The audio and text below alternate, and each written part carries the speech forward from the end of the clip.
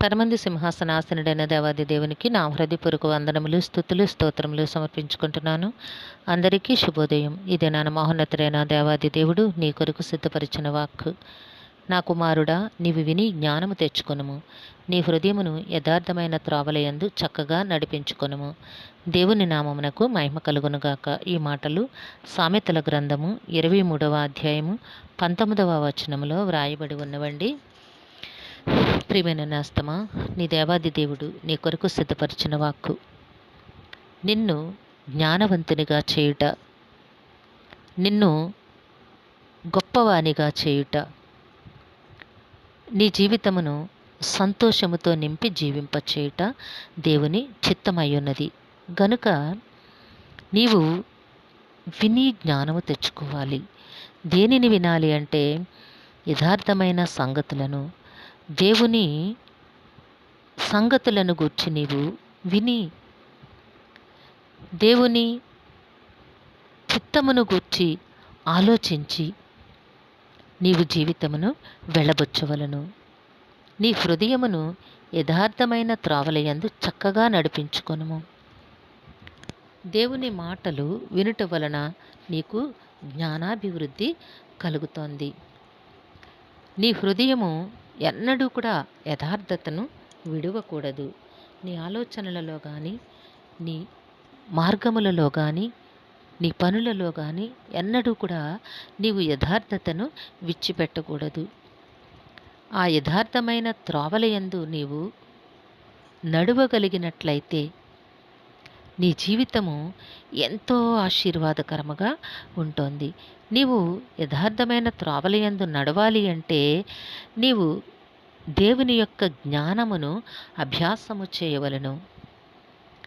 దేవుని యొక్క జ్ఞానమును నీవు సంపాదించవలను. ఆ జ్ఞానమే నిన్ను ఉన్నతునిగా చేస్తోంది.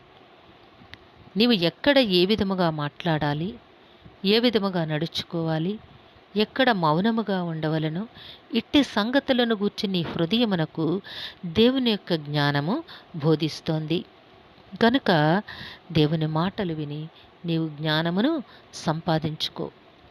అప్పుడు నీ హృదయమును నీవు యథార్థమైన త్రోవలయందు చక్కగా నడిపించుకోగలుగుతావు. నీవు అలా నడుచుకోగలిగినట్లయితే నీ దేవుని నుంచి నీకు ఉన్నతమైన ఆశీర్వాదములు వర్షములాగు నీపై వర్షించును. అట్టి రీతిగా నీ బ్రతుకు దేవాది దేవుడు ఎంతో ఆశీర్వదిస్తారు. గనుక నేస్తమా, వంకర మార్గముల యందు నీవు ప్రయాణము చేయకూడదు. వంకర మార్గములను గూర్చి యోచించకూడదు.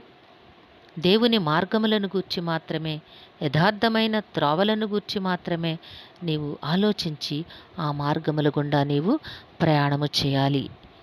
గనుక దేవుని యొక్క జ్ఞానము కొరకు, ఆ జ్ఞానాభ్యాసము కొరకు దేవుని సన్నిధిలో నీవు దేవునిని అడుగు.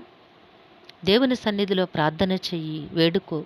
దేవుడు తన పరిపూర్ణమైన జ్ఞానమును నీకు ప్రసాదించి తన కృపలో జీవింపచేస్తారు.